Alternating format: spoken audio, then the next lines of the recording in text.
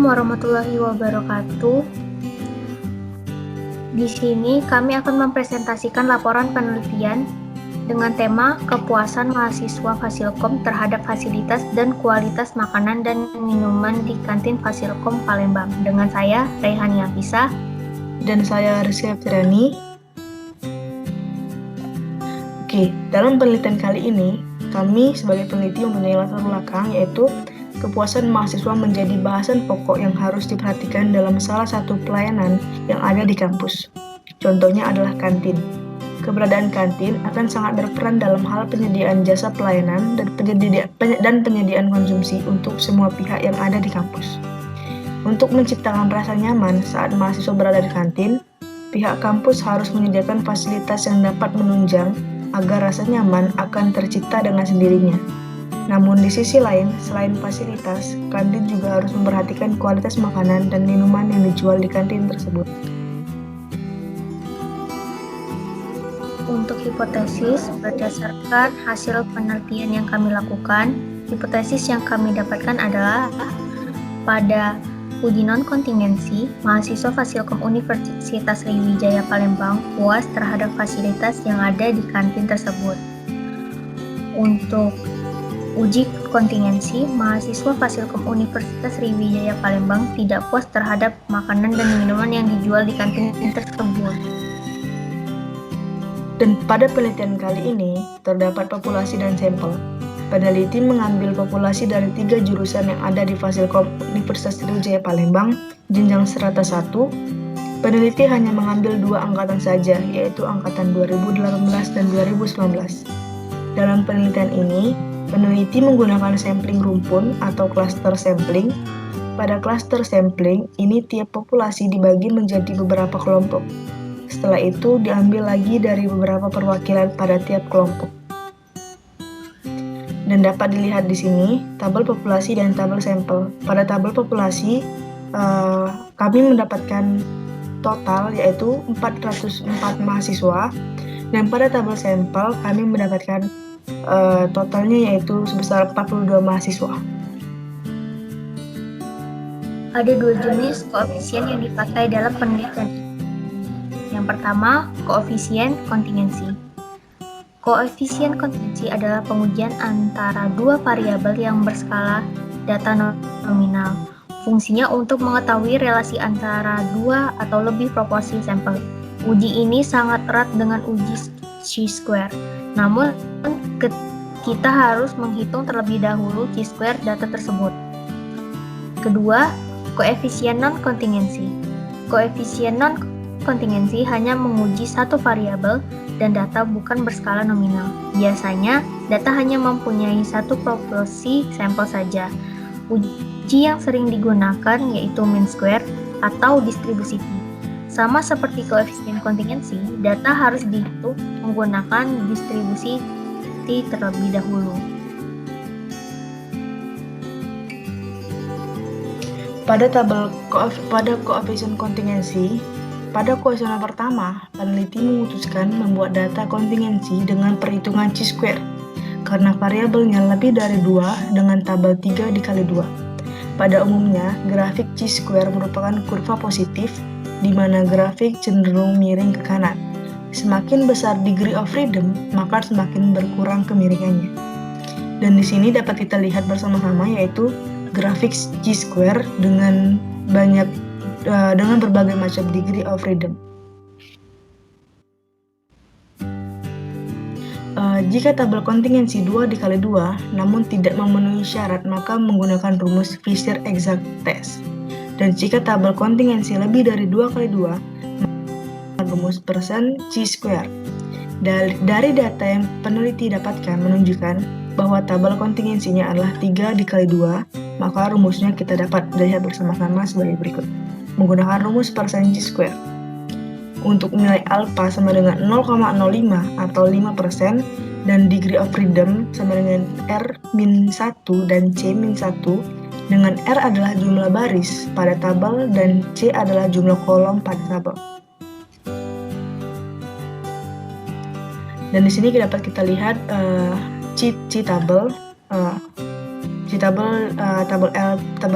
R produk teman-teman.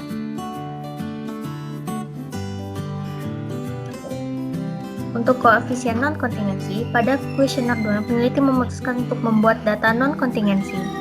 Untuk kuesioner 2 ini, populasinya belum diketahui secara jelas, lalu sampel yang peneliti gunakan juga cukup kecil. Oleh karena itu, kami menggunakan distribusi untuk menguji hipotesis pada data kuesioner 2. Jika T lebih besar sama dengan T tabel, maka H0 menerima. Sebaliknya, jika T hitung kurang dari T tabel, maka H0 nolak. Berikut grafik dengan berbagai degree of freedom. Untuk nilai alpha 0,05 atau 5% dan DK sama dengan N kurang K, dengan N adalah jumlah observasi dan K adalah jumlah variabel terikat maupun bebas. Berikut rumus dari distribusi T. Dan ini adalah tabel dari distribusi T. Hasil kuesioner mempunyai tahapan berikut: 1. Uji validitas, 2. Uji reliabilitas, dan 3. Uji hipotesis. Uji validitas adalah uji yang digunakan untuk mengukur suatu kuesioner tersebut sah atau valid. Instrumen dikatakan valid apabila menunjukkan alat ukur yang digunakan untuk mendapatkan data itu valid atau dapat digunakan untuk mengukur apa yang seharusnya kita ukur. Peneliti menggunakan angka 1 untuk bobot terkecil dan angka 5 untuk bobot terbesar. Berikut merupakan rumus validitas. Untuk uji validitas kuesioner 1, peneliti menggunakan T-tabel untuk menentukan degree of freedom dari data T-tabel, sama seperti R-tabel, yaitu DF sama dengan N kurang 2. Untuk mengetahui T-tabel, pada Microsoft Excel menggunakan rumus TINV, probability degree of freedom dengan alpha 0,05.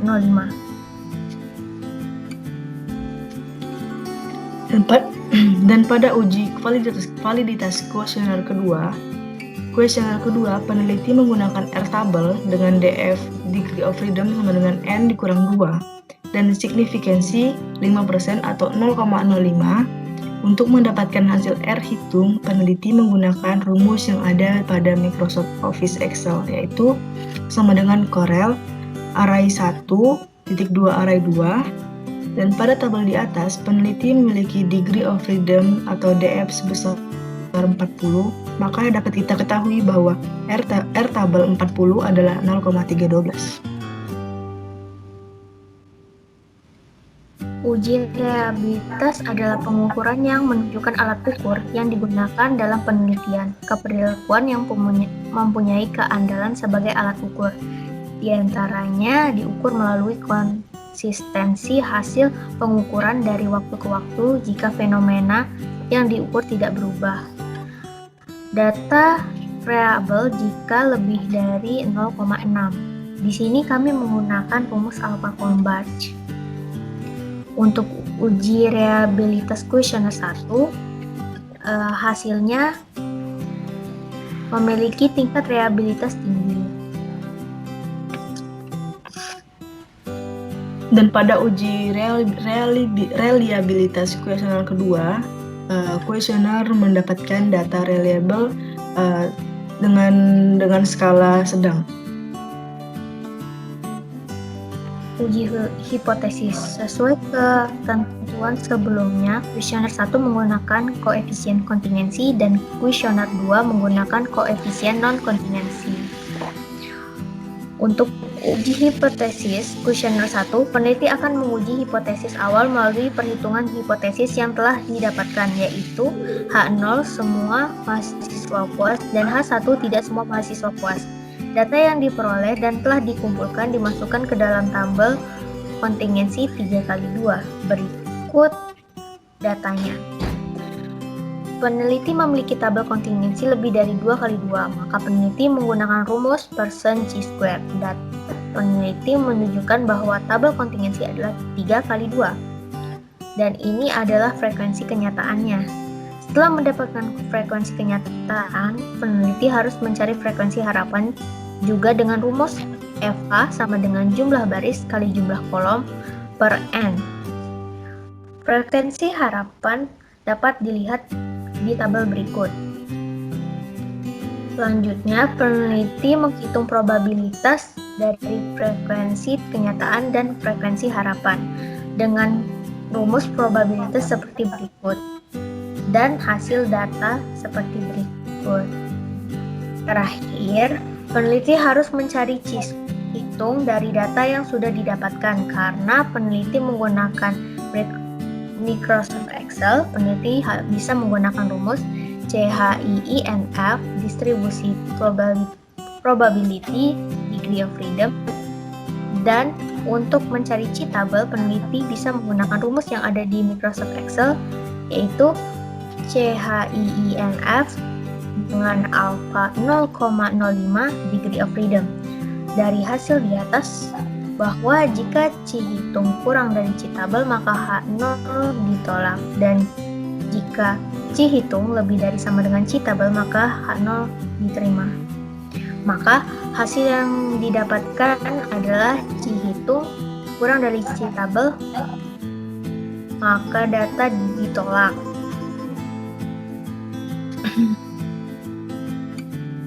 Berikut datanya. Pada uji hipotesis kuesioner kedua, berdasarkan buku Metode Statistika Sujana tahun 2005, untuk uji hipotesis data tersebut, peneliti menggunakan metode t-student karena sampel data yang digunakan masih menggunakan ruang lingkup yang kecil dan peneliti menggunakan uji satu pihak. Untuk menghitung t-hitungnya dapat menggunakan rumus seperti berikut.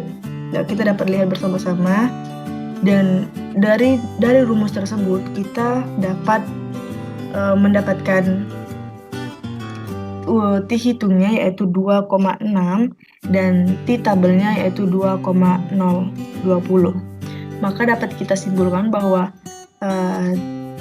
H0 itu diterima dan H1 itu ditolak.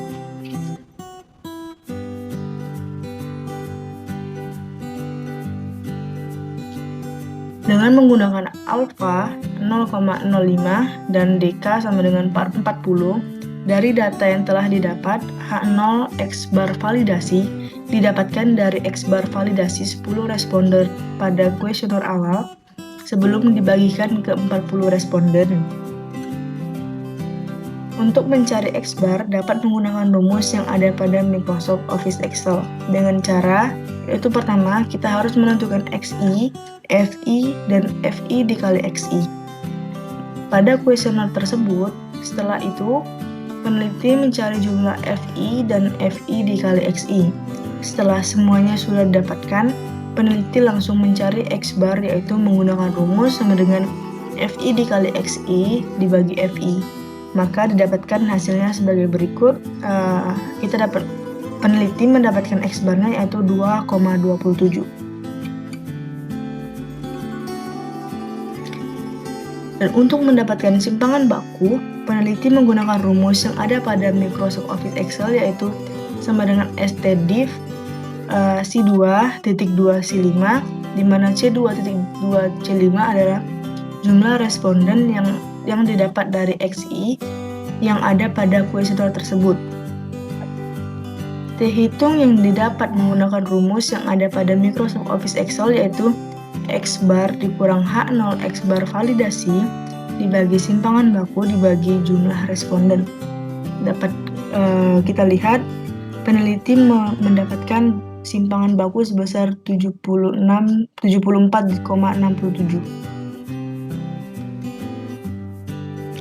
Dan kurva yang dapat dari kuesioner 2 adalah H0 diterima dan H1 ditolak dengan distribusi 40 dan alfa 0,05. Baiklah, dari penelitian yang kami teliti, Kami dapat menyimpulkan bahwa kuesioner pertama memiliki Cihitung lebih kecil dibanding Citabel, di mana artinya H0 ditolak. Untuk mahasiswa teknik informatika 10 dari 21 mahasiswa merasa puas atau setara dengan 47% mahasiswa merasa puas. Mahasiswa sistem informasi 6 dari 10 atau setara dengan 60% mahasiswa merasa puas. Dan mahasiswa sistem komputer dari 8 dari 11 mahasiswa atau setara dengan 72% merasa puas dengan kualitas makanan dan minuman, di mana artinya tidak semua mahasiswa merasa puas dengan kualitas makanan dan minuman yang dijual di kantin Fasilkom Universitas Sriwijaya Palembang. Maka dari itu, para penjual di kantin Fasilkom Palembang perlu lebih memperhatikan lagi kualitas makanan dan minuman yang dijual. Dan untuk hasil dari kuesioner kedua, memiliki T-hitung lebih besar dari T-tabel, sehingga H0 diterima, dan di mana artinya mahasiswa Fasilkom Universitas Sriwijaya Palembang merasa puas dengan fasilitas kantin yang sudah disediakan oleh pihak kampus. Dan tidak menutup kemungkinan pihak kampus dapat memperbaharui ataupun mempertahankan fasilitas yang sudah ada di kantin tersebut, sehingga bagi siapapun yang datang ke kantin tersebut dapat merasa lebih nyaman dan senang. Baik, itulah hasil presentasi laporan penelitian yang kami buat. Jika ada salah kata kami mohon maaf. Wassalamualaikum warahmatullahi wabarakatuh.